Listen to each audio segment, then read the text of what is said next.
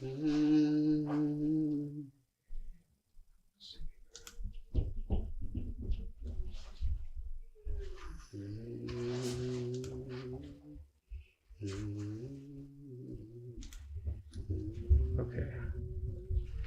Well, I didn't do anything on a reading, but I did my homework. So Okay. It works for me. a few paragraphs here.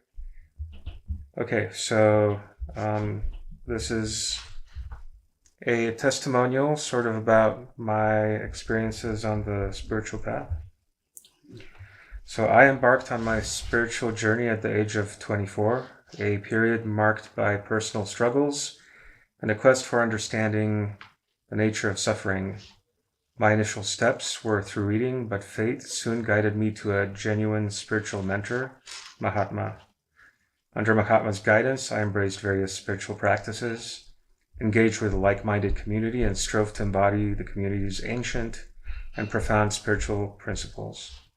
The foundation was laid by Mahatma, but it was my responsibility to cultivate and nurture it.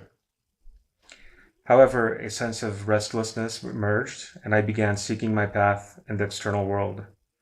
Perhaps due to youthful naivety, I drifted from my spiritual journey, unaware of a vital truth many novices overlook. Authentic spiritual pursuit demands immense dedication, effort, patience, and perseverance. Years later, life's hardships rekindled my spiritual calling. This time I returned with more maturity and a sense of grounding. In hindsight, I now understand aspects of the journey that were initially elusive.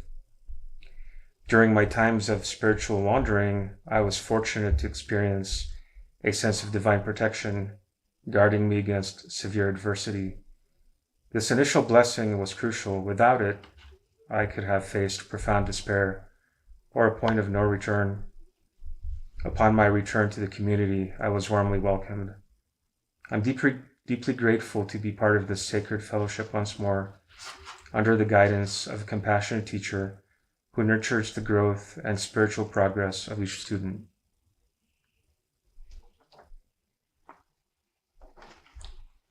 Thank you, Alex. That's very, very wonderful. And that came from your heart. That's very, very nice. You guys wrote too, isn't it? Mm-hmm. You can share, It's always very nice to listen. Mm.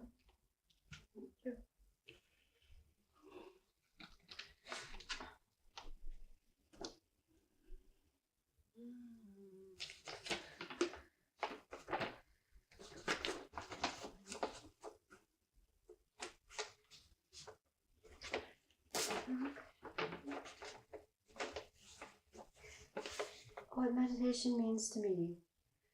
In my early years, I wondered about the amount of time I spent in regular school versus the time I spent in Sunday school and church. 5 days a week, I would hear lessons from school teachers that were helpful, possibly intriguing. I remember in kindergarten being astonished that the class was quizzed on colors and numbers. I was looking for more of a challenge already.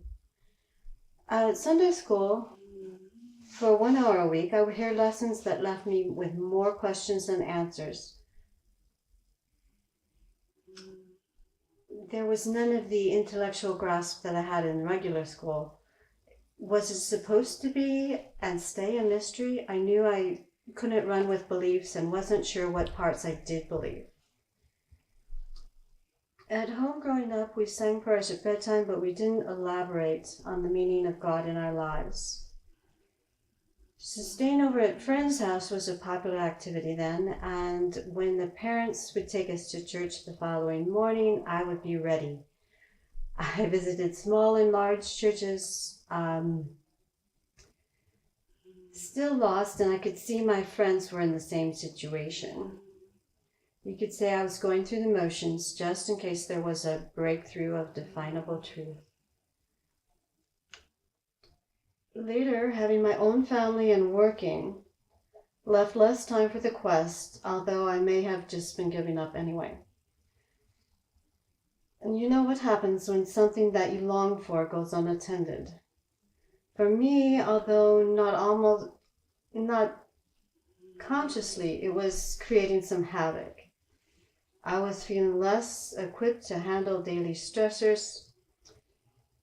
And then I noticed people talking about doing yoga, and these people seemed calm and capable. And that's what I needed. As with any pursuit, the right teacher is essential. Fortunately, I found the right one. Attending yoga had an immediate positive impact. A new flow of right thoughts leading to right actions was occurring, and an immediate and a friendly mind and body connection was discovered.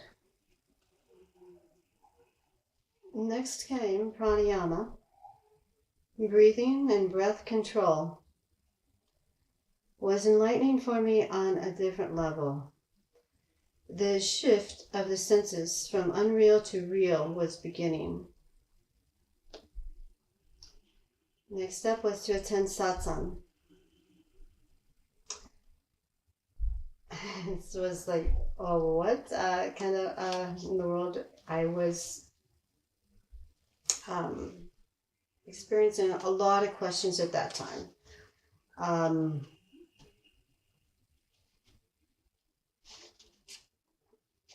But through my anxiety, I attended, and I knew at once that truth was being shared, and shared in a way that I didn't have to struggle to absorb, even though not every concept was familiar.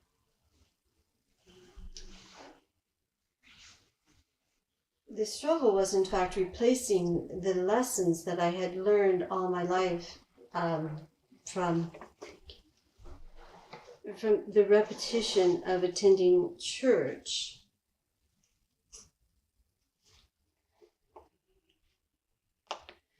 About 5 months after attending satsang, when another new member such as myself was leaving for overseas assignment, an initiation session was being offered. The people that had received knowledge and were there were overjoyed, and I knew something exciting was going to occur. We fasted for the day and brought gifts. The initiation allowed me to realize the truth about God, the world, people, and all life here. Meditation solved the mystery of knowing over believing. I've also been better able to understand scripture. I understand myself, how I've mistakenly strayed, and how to return to the source. Thank you. That was very, very nice. Mm-hmm. Wonderful. Very nice. I sort of went into the background a little bit more to identify that early on I had that problem of wanting to know and know where to go.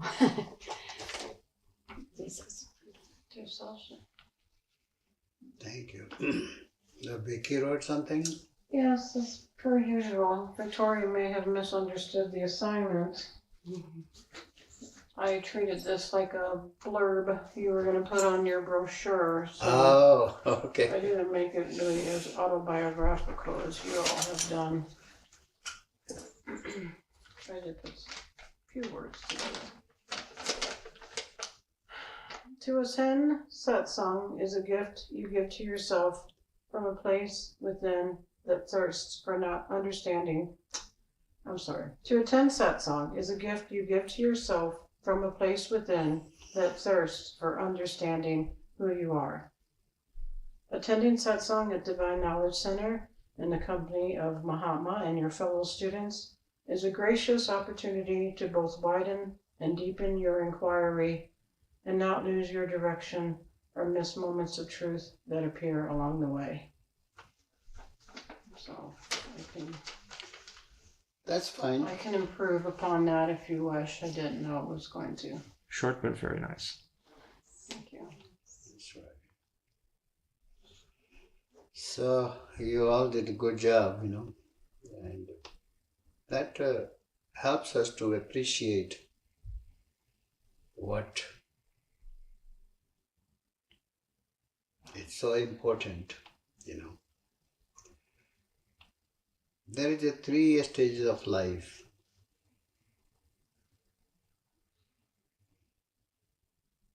It's called the waking state,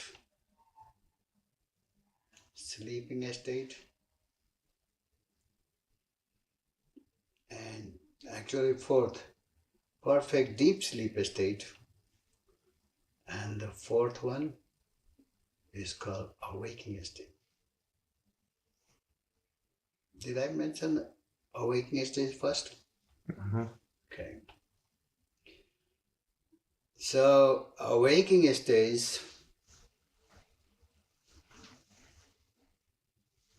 we are awake. We see things around us. We hear the sounds. We interact with the people and do our chore that we have to do throughout the day.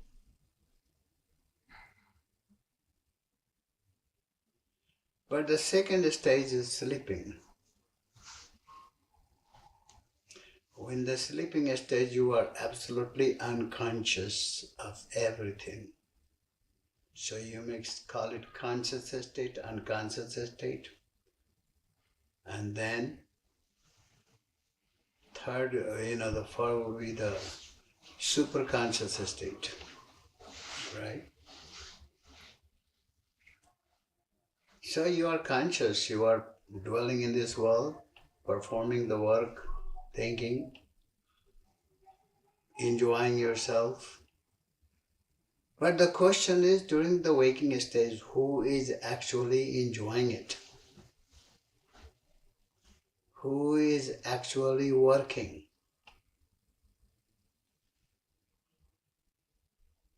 Who is? Who are you? Have you ever thought of that? Sure. Yes. Who are you? How can you identify yourself? Yes?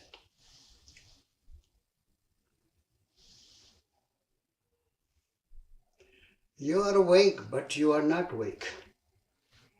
Am I saying it right? Mm-hmm. You are awake because you are conscious of your body, conscious of your thoughts, conscious of your actions, right? Is that making sense? You are conscious of all these things, what is going on around us.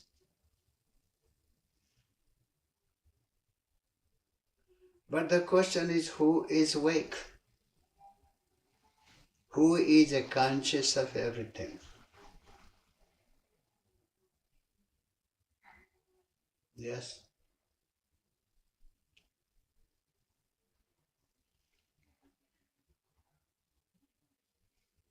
I mean, your soul consciousness is truly the driver. So the driver is the soul? Yes. So who is the conscious of what? There's a everyday consciousness or worldly consciousness, that is your brain and your ego and your personality and all the layers of that come with being born into a human body.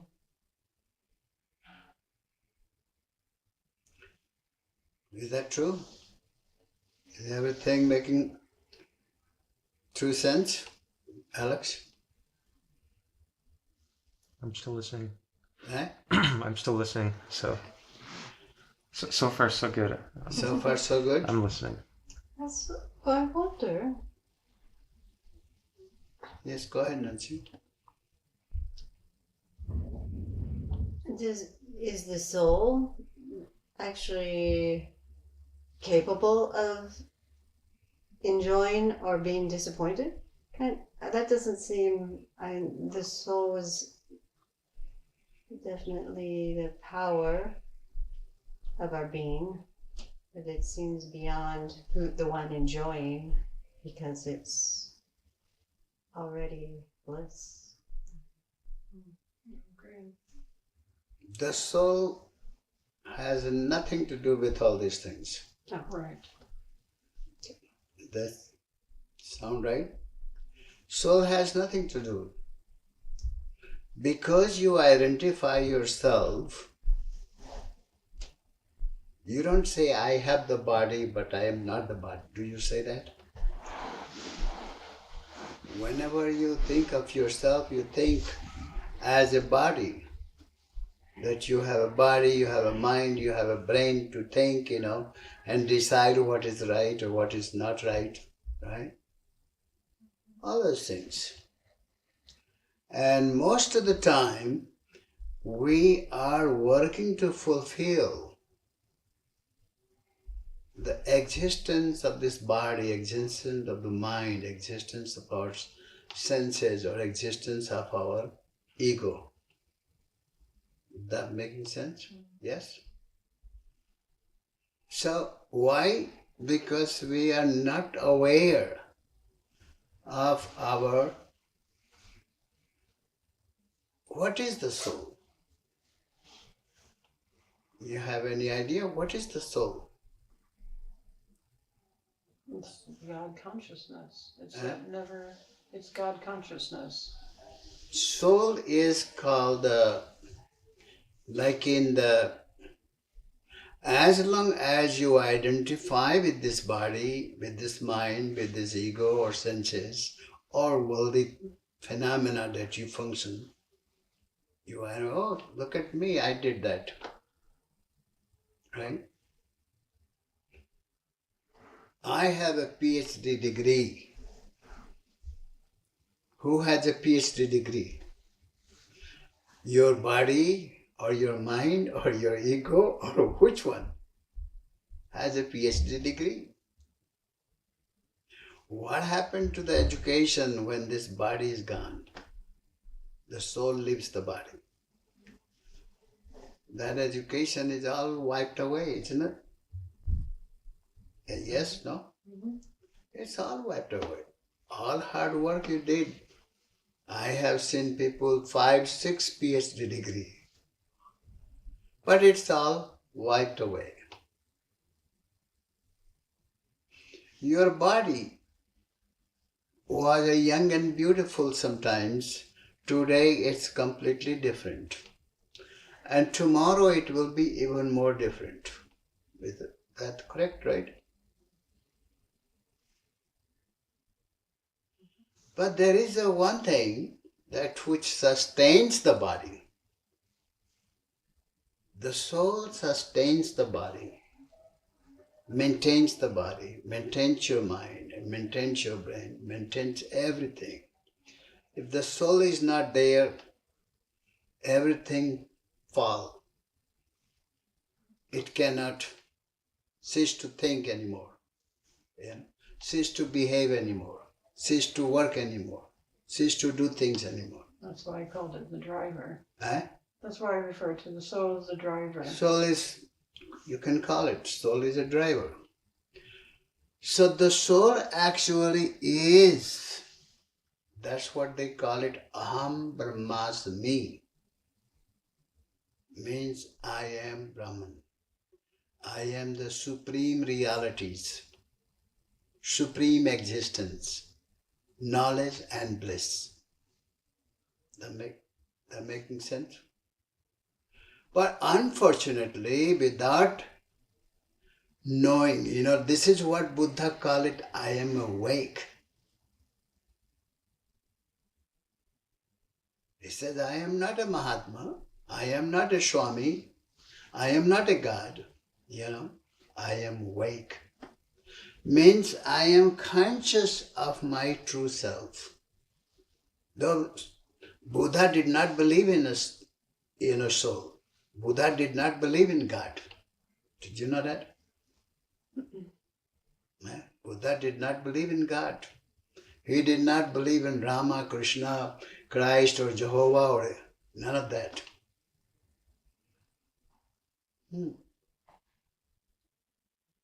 He believed in just absolute reality, absolute truth, absolute consciousness, absolute bliss. You may call it Brahman, you may call it Satchitanand. So you already are. Your soul is already liberated. You know, like people say, I do go to the church so I can attend the salvation, right? Salvation from what?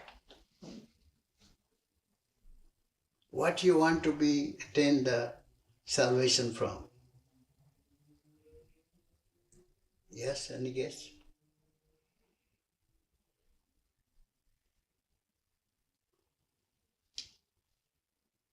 Well, probably the deeds of their body and mind, the sins they've committed, and the shortcomings they have because they're human and they're on a human journey. And they think that that's all that they are, and they need to be forgiven and saved. But saving what?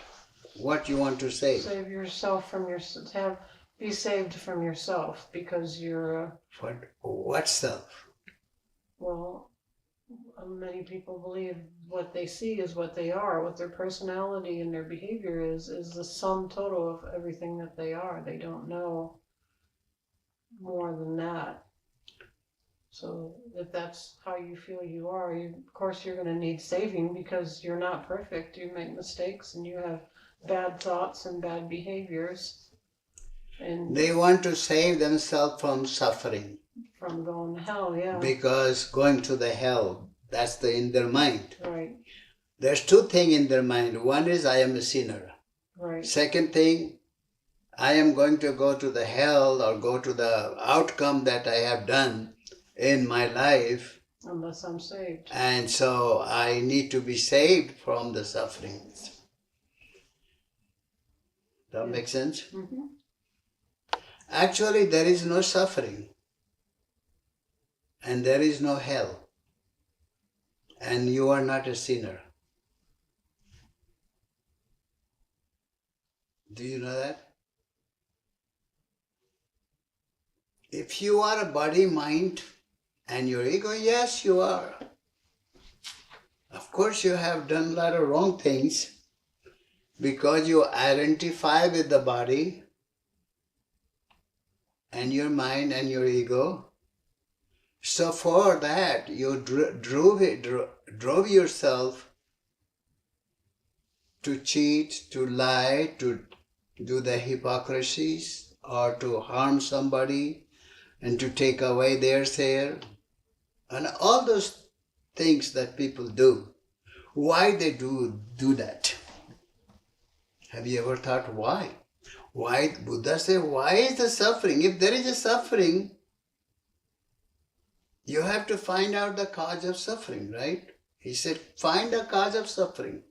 And if there is a cause, you found the cause of suffering, then there is a way to get rid of the suffering. And that suffering is called hell. Even when you are suffering in this life, because you have done something bad in the previous life, other lives. Is that making sense? Or you have done something bad in this life also, and then you are getting, whatever you sow, so you shall reap. If you plant the apple, would you get a potato? Yes? No. You plant the apple, you will get the apple. You plant the good things, but what is good and how do you do good things? What is good thing? What is good? Unselfish acts. Yes. And why we do that? Only because you are ignorant of yourself. When the lust or greed or ego or attachment and all those things comes, or anger, envy or jealousies, what is the cause of all that? Why that happens? Why we get trapped by those things? Because you identify with your ego, and your ego wants to be number one all the time.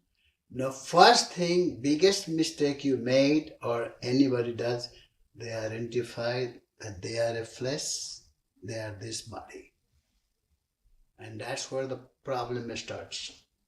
Is that correct? Making sense? If you did not identify, if you knew in a very young age, you are not this body, you have the body. You have a car, but you are not a car. Making sense? You have a house, but you are not the house. You have the body, but you are not this body. Make sense? If you would have known that you are not this body, you are not this mind, you are not this, these are the instrument has been given to you to do something good in life. Use it. Just like you have a car and somebody get drunk and he drive a car and he crash it. So is the mistake of the car? Mistake of the manufacturer?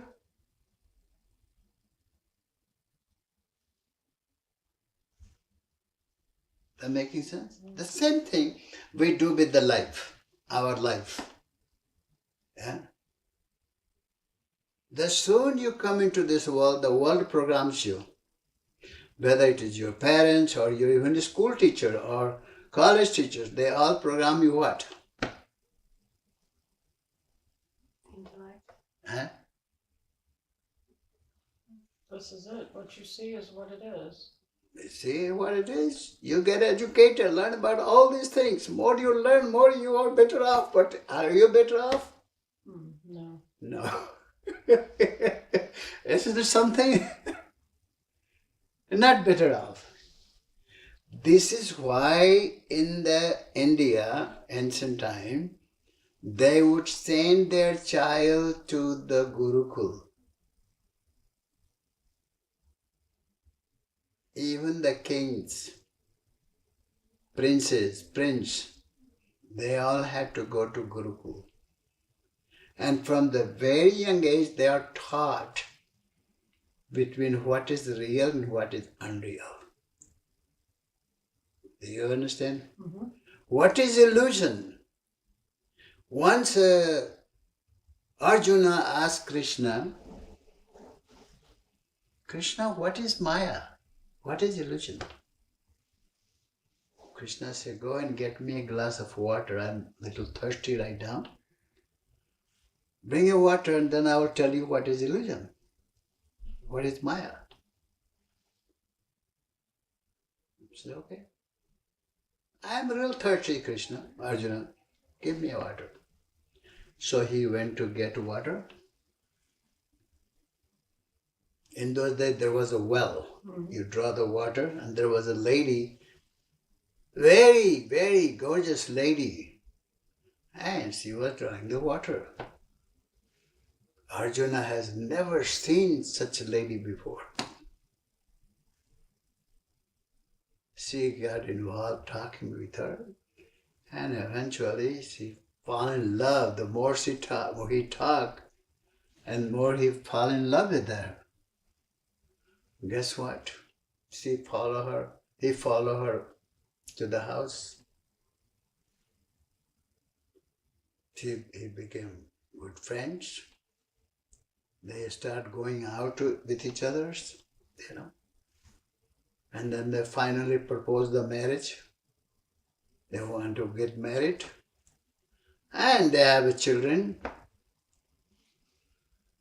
And he was raising the family and things like that.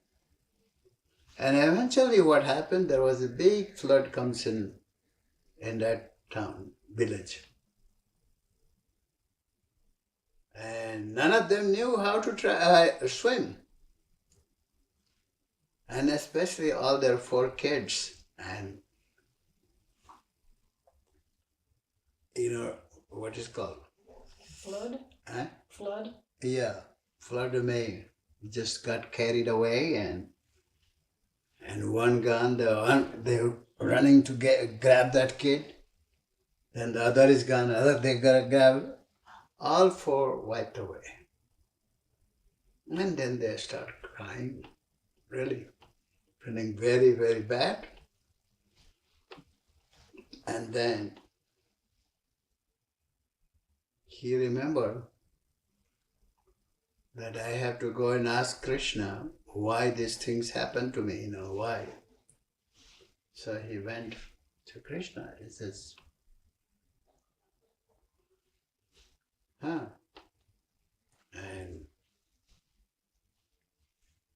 so Krishna says, I send you to get me a glass of water. Where's my water? Oh, sorry, Master, I got carried away, I just went there for the water, but I got lost in the beauty of that lady, and very soon I fall in love and got married, and this is what happened. And Krishna said, that is Maya.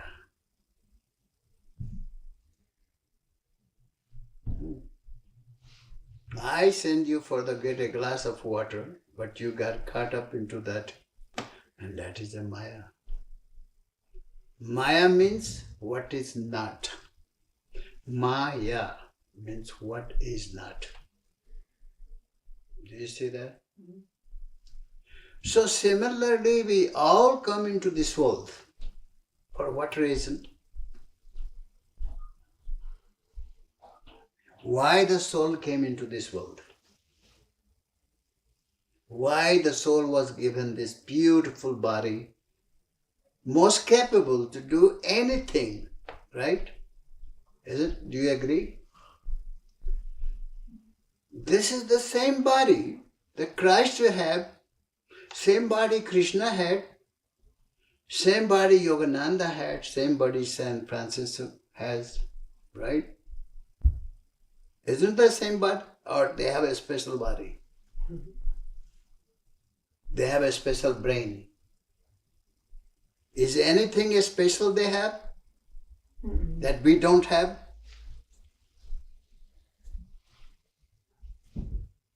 Yes? No. Mm. But with the same body, formed as a human being, ordinary person, of the village or town or city, they became God. They did not become God. They were God. They are fully conscious of their true self. Is that agree? Yes? You all will agree? Yes. They are fully conscious. Let me ask you, how many times in the day are you conscious of your true self? Or you are doing something for your true self? Yes? Tell me. Honest. Out of 24 hours, how many hours? Yes? Minutes. Minutes? A few minutes here and there.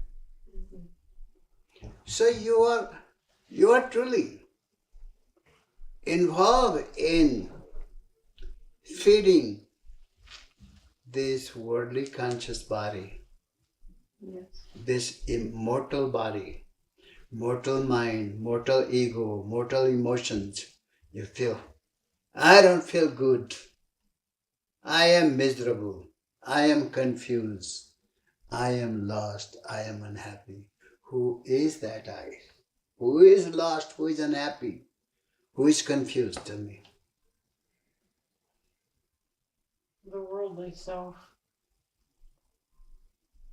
who's unaware of anything else. Your mortal self, right? Your mortal self. Mm-hmm. Your body, mind or ego in emotions. When somebody yell at you, who gets hurt? Your ego. Your ego gets hurt. So that person is controlling you, right? Mm-hmm.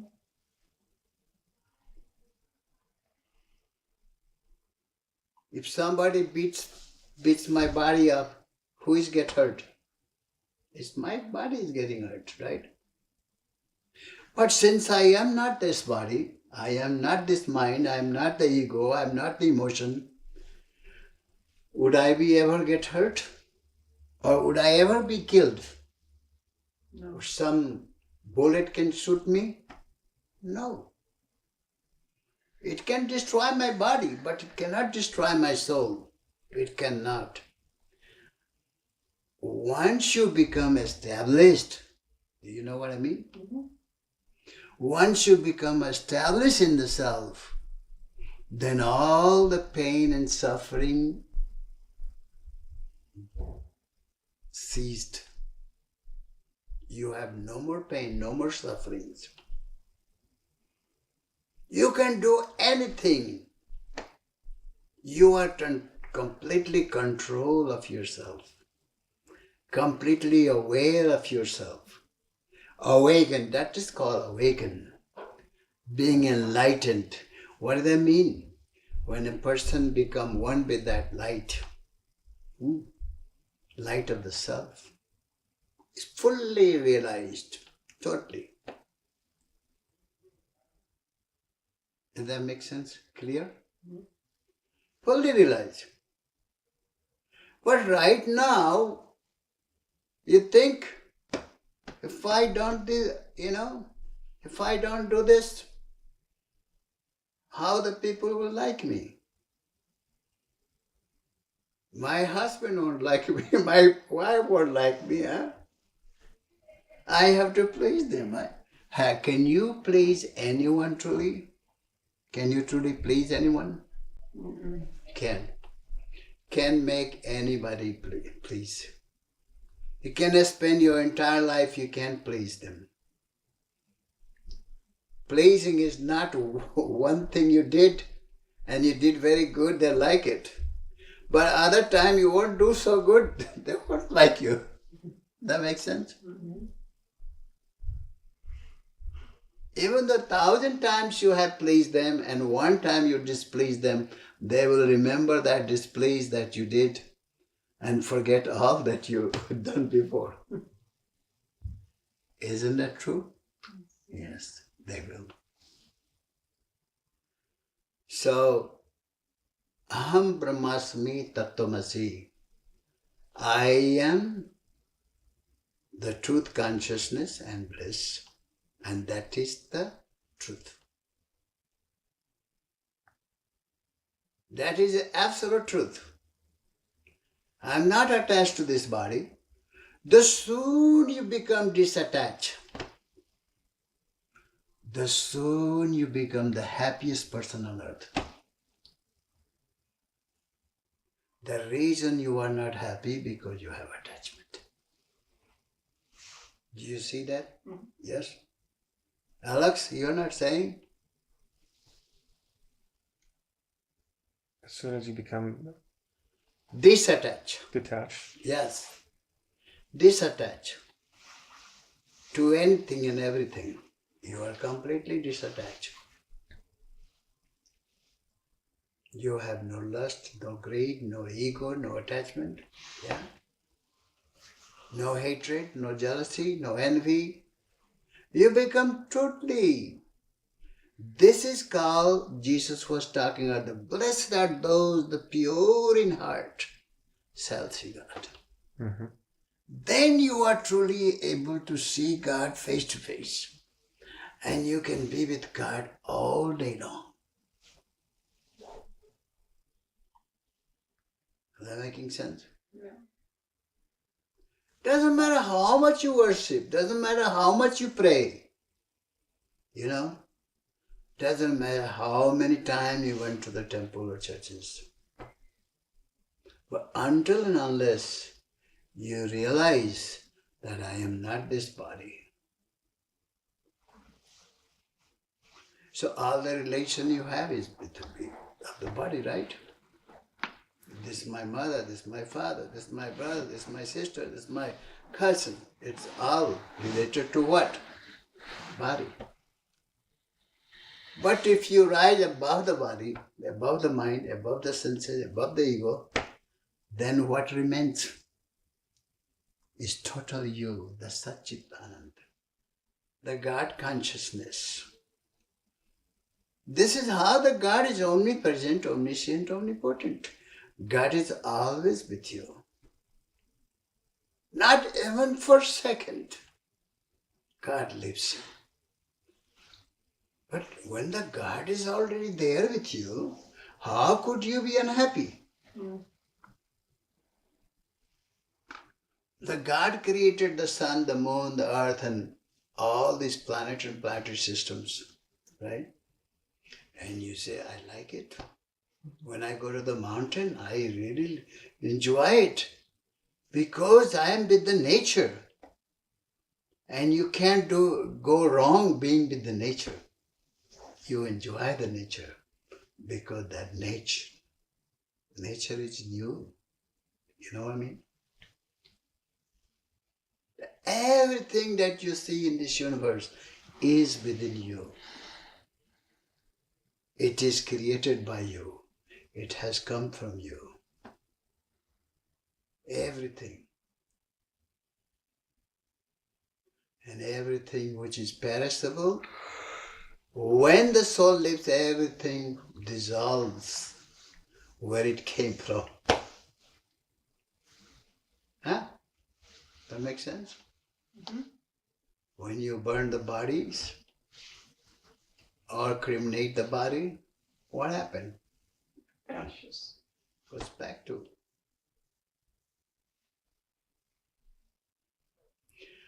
So, this is why it is so important to remind yourself over and over.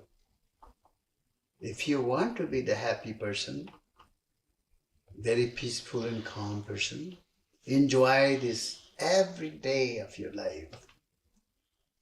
That's what you have to do. You have to awaken into your true consciousness, Satchitananda. The soul, Atma.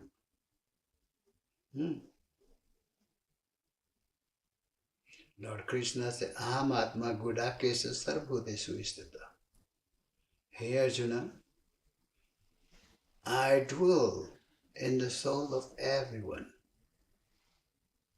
Everyone. I am ever present. I don't have to come and go. You know. This is the knowledge that the Guru imparts. You know, when he opens your third eyes, this third eye in the Trikuti,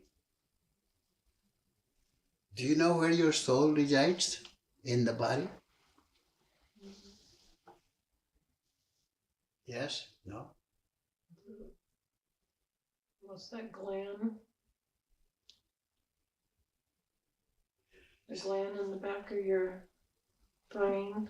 No. Your soul Sometimes resides called the right seat there. of the soul. Right in the third eye. Your soul resides right there. And when your third eye is open, you actually see your soul in the form of light. You know.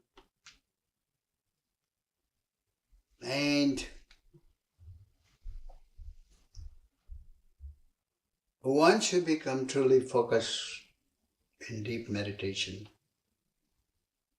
you will not only see, you become that. And once you become that soul consciousness, you know, so far we are body consciousness, mind consciousness, world consciousness. Our whole, this one is spread out everywhere, you know. Have you ever thought, when you go to meditation, how many thoughts comes and where your mind takes you places? Yeah. And all of a sudden you realize, my God, that's not where I want to be. I am meditating, I'm trying to focus. But just like, for instance, you go to watch the movie, right? And the movie is on the screen, right? And when somebody get killed, you get hurt. You say, oh my God, that was not so nice. He was so nice in the movie, and he get killed. I don't like it. Then you see that somewhere the house is burned but your screen is just still there. Nothing, no fire, right? There is no fire in the house, the screen. The screen didn't get burned. It's just showing. All those things has been videoed.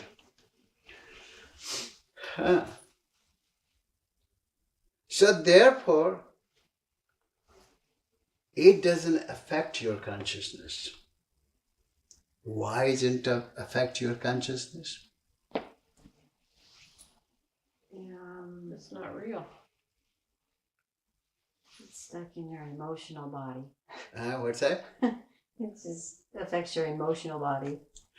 If you become attached to things like that.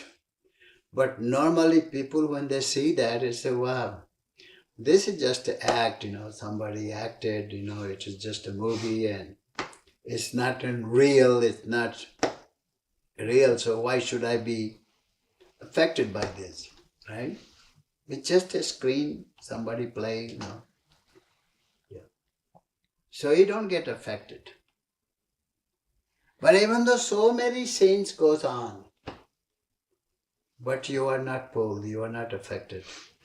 Same thing on the thought process. When you have so many, many ugly thoughts, emotional thoughts, you know what I mean? And you get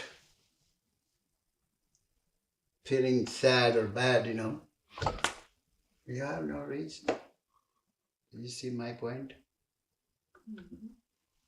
This is just a mind bringing all these things, or your ego or emotions are bringing that.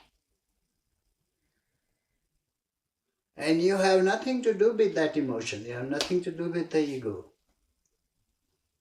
Just you have given, in the past, you have given importance to that. When you give importance to all those things, somebody yell at you, somebody call names, somebody do things, you don't appreciate or you don't like it. That's okay. That's them. Forget them. Say that person is rotten. But that is him. I don't have to be like that. That makes sense? If somebody is a thief, doesn't mean I should be thief also. If somebody is rotten, doesn't mean somebody is a lousy person. It doesn't mean I have to be also. Then what will be different between him and I? So all these things you can cut asunder. All those, you do not this, not this, not this, I am not this, I am not this. Is that making sense? I am Satchitananda. My true nature is blissful. My true nature is absolute freedom, absolute joy, absolute happiness. I am awake. So that is what is called awake. When you are awake of your true nature and you have started to becoming connected. Right now you are disconnected. You see what I mean? When Alex takes the plug off, this light won't be here, right? If it is plugged. It doesn't matter how beautiful, how expensive the equipment is. It's not good if it doesn't draw the light. Similarly, your soul is beautiful. Your soul is gracious. Soul is wonderful. You have the power to become absolute divine. You are divine already. You know what I mean? But you have to be connected with the divinities. You have to connect it with the source. What is the source of the whole universe? Is God, right? Somebody called nature, somebody called God, somebody called absolute consciousness, somebody called Brahman. Doesn't matter what you call it. It's the same thing. Is that making sense? It's the same absolute perfection, absolute reality, absolute truth. And when your consciousness become connected with that, then guess what? All the beauty has started to flow into you. Is that making sense? Mm-hmm. And when that light has started to flow, where the darkness goes. So darkness is the absence of the light. The misery is the absence of suffering, absence of joy, absence of truth, absence of God. And when you connect, you see, when Jesus was crucified, right? Can you imagine that? Can you imagine, put yourself on that spot? Was crucified. Instead of punishing, instead of criticizing, instead of cursing that guy, those guy, he didn't curse. He said, Father, forgive them because they don't know what they're doing. If he was truly suffering inside, very miserable inside, what would have happened? You've been cursing them. Yes.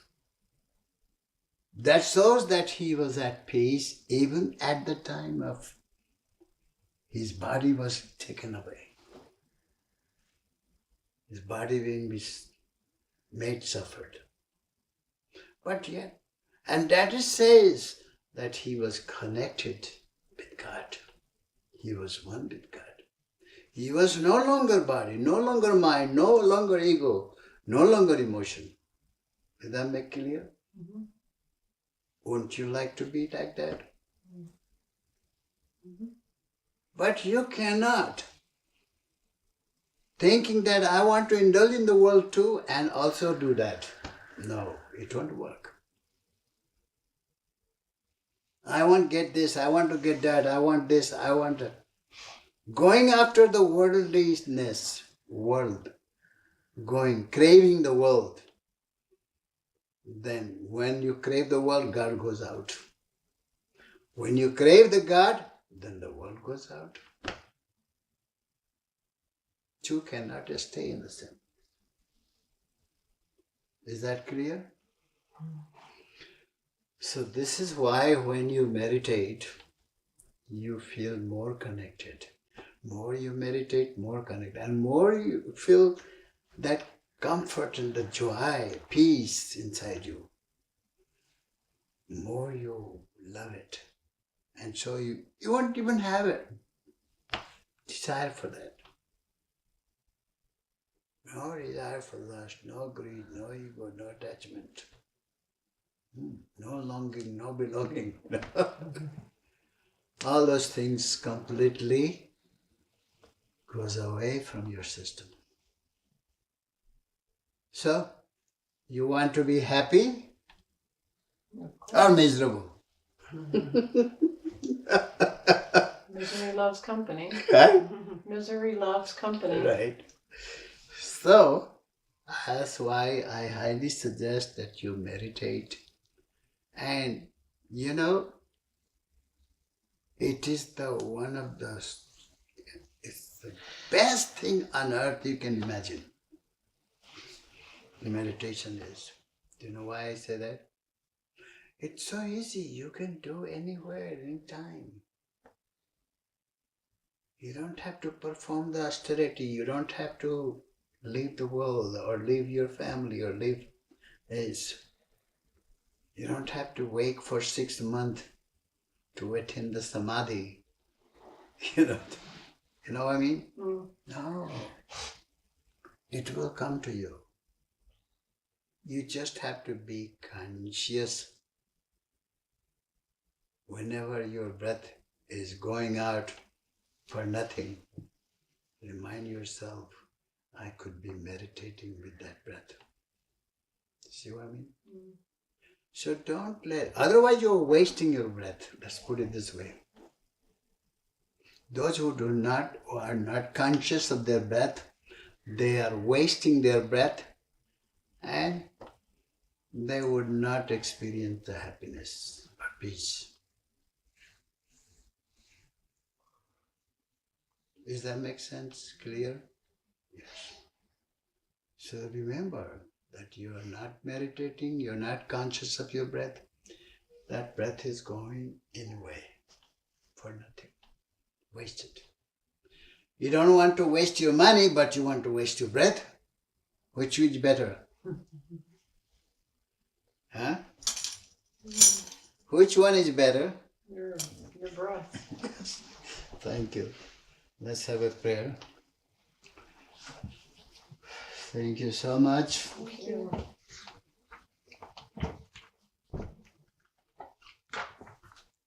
Jai Gurudev Maharaj, your glory fills the world, protector of the weary and the weak. You bring the dead of attachment, you bring the mind to detachment, save us from the ocean.